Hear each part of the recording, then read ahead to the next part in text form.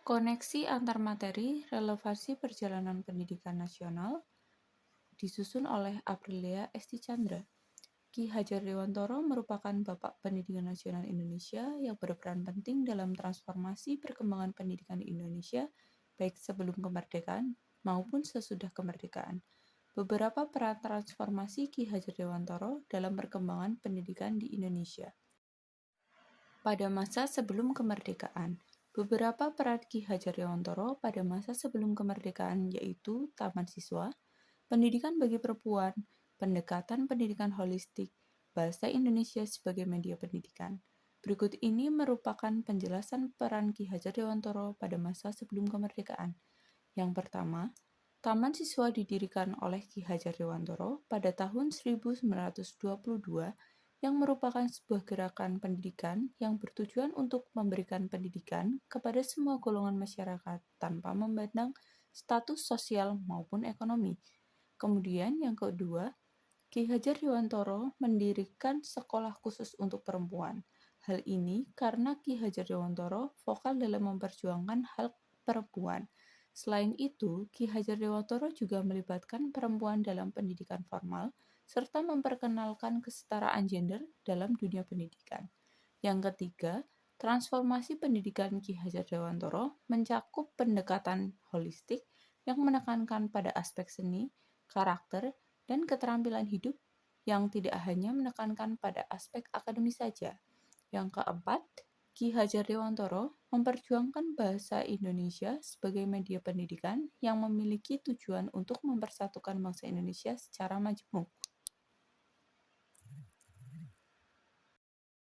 Pada masa setelah kemerdekaan, beberapa peran Ki Hajar Dewantoro pada masa setelah kemerdekaan yaitu kontribusi terhadap sistem pendidikan nasional, pendidikan kewarganegaraan, pentingnya pendidikan karakter, perlibatan masyarakat dalam pendidikan, dan penekanan pada kreativitas dan seni.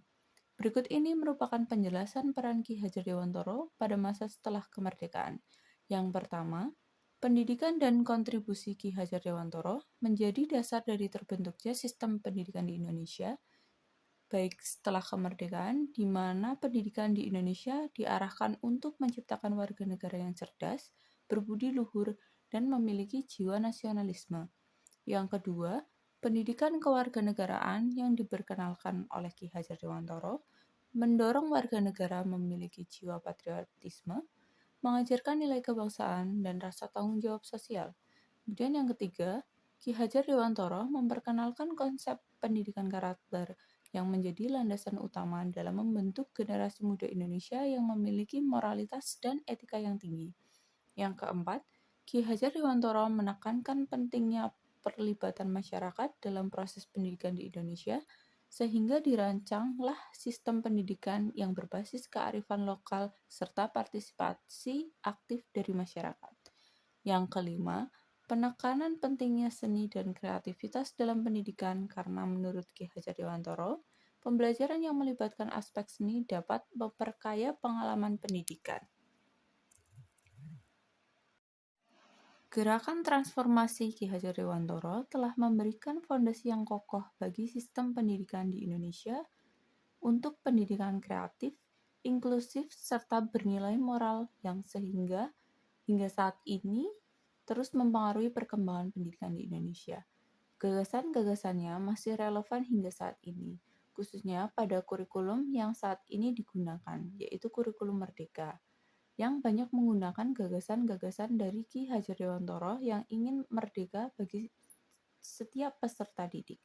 Kurikulum Merdeka sejalan dengan gagasan Ki Hajar Dewantoro, di mana pendidikan bukan hanya dianggap sebagai bentuk dari transfer pengetahuan saja.